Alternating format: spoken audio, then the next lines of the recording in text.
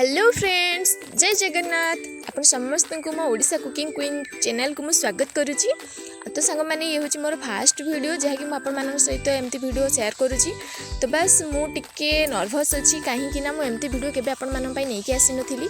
जदि वीडियो किसी भूल भाल थाए तो प्लीज मत क्षमा करदे। आपण मैंने देखिए भावुथे मुझे बोधे कौ जंगल अच्छी सेमती किसी ना। ये हूँ आम बाड़ी आई हूँ आम पोखरी। आज ये पोखरी आम गोटे बड़ शेउल माछ धरा जाइए जहाँ आज आम आंबुल पकईकि झोल कर। आपन तो जानते हैं देशी माछ मैंने निहाती से आंबुल पड़ी ही रोषे हे। आ चलते देखा आम घर केमी शेउल माछ को आम आंबुल पकईकि झोल कर। देखते सांग मैंने मो बो भल भाव में माछ को बन ये माछ को धोईदे।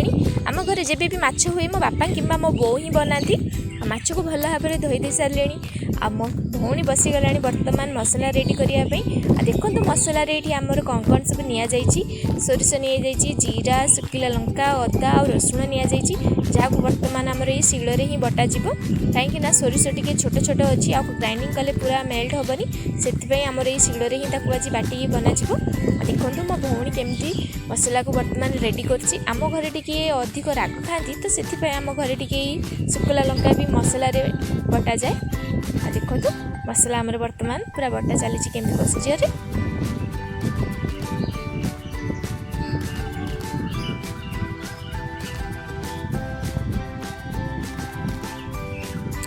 देखो मो सान भौणी केमी मसला को पूरा चिकण करके बाटी नहीं शिଳରେ हो पछे आपण जापर ये शिल बटा मसला कि ग्राइंडिंग कला मसला। तापर देखो माछरे आम टे लुण आ हलदी दे भल भाव में गोल नवा ताकू एबे भल भाव में गरमा गरम तेल रे भाजी नवा।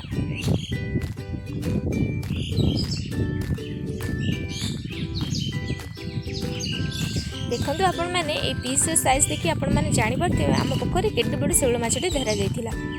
देखो बर्तमान गरमा गरम तेल रे केमिति माछर पीस को देकी भजा जाउची।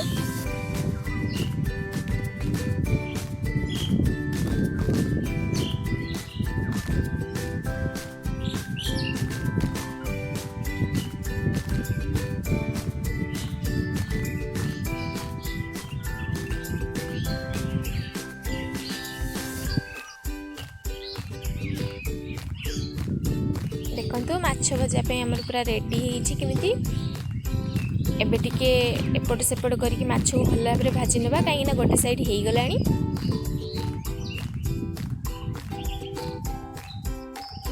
माछ भजा तो पूरा रेडी हो गला। एबे आम आलू पकईकि भाजी नवा कहीं आम घरे प्राय समस्ते आलू खाया बहुत पसंद करते बिना आलू आमर रोषे हुए।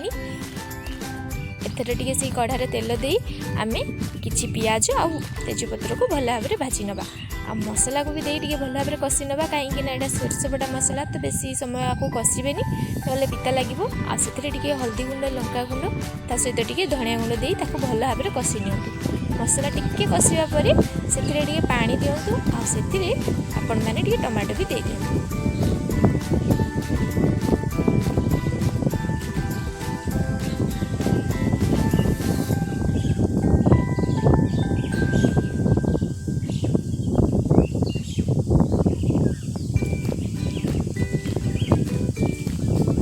टमाटो दबा पर से लुण दिंतु कहीं टमाटो जल्दी सीझी जाए लुण पकड़ा द्वारा।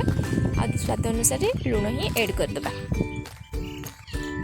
देखो लुण को भल भाव में गलैकी टमाटो को सीझापी छाड़ीदे। टमाटो सीझा पर से किसी आंबुल देवा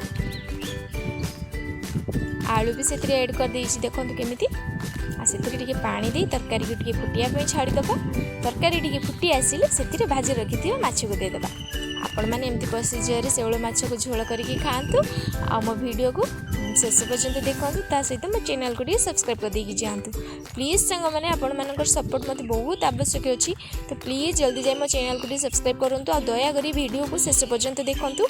आपण मानक बहुत बहुत धन्यवाद मो वीडियो को शेष पर्यंत देखि।